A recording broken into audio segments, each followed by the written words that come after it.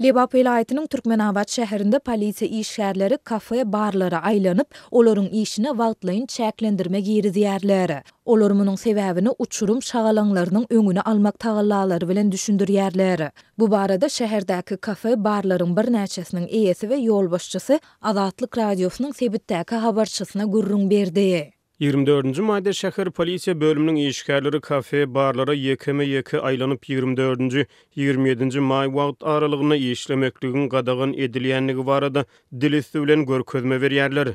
Dip bir kafenin ýolbaşçysy anonim şertde aýtdy. Onuň tasdiklamagyna görä polisiýa şol günlerde açyk bolan kafedir barlara pul jerimesiniň salynjakdygyny, olaryň eýeleriniň jogapkärçilik çekjekdigini hem duýdurýar. Bu maglumatlary şäher polisiýa bölümündäki çeşmämiz hem tasdiklap, bu çäreleriň mekteplerde okuw ýylynyň soňky gününde, ýagny 25-nji maýda we ondan soňky günlerde uçurumlaryň oturşlyklarynyň öňüne almagy gönükdirilendigini hem aýtdy. Merkez islendik meseleni diňe gadanlyk girizmek bilen çözmäge çalışýar. Bahanasy ölüm ýetim bolmasyn, gyzlar zorlanmasyn. Biz hem diňe buýrugy ýerine ýetirýäris. Sistema garşy gidip bolmaýar diýip çeşmämiz belledi. Şol bir wagtda ol bu çäklendirmäniň Milli Howpsuzlyk Ministrliginde, polisiýada we prokuraturada işleýän ýokary derejeli howandarlary bolan kafelere degişli däldigini hem nygtady. Bu aýratynlykdan peýdalanýan bir näçe kafe bar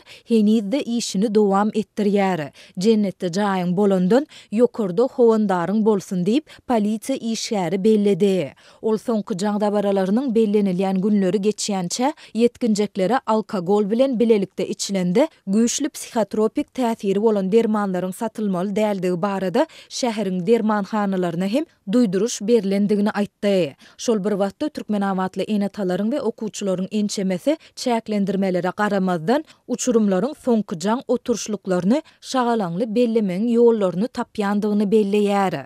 Owada ýa-da daçada öýü bolan synpdaşlarymyzyň öýüne ýa-da arkasy güýçli bolan kafelerde bayramçylygy bellemekçi. Käbir mektepler bireýän bellediler. Garaz her zat edip güni görýäris. 41-28 we 39 ýaly mekteplerde okuyan gruply maşgalalaryň çağılary toý mekanlaryna belleýärler.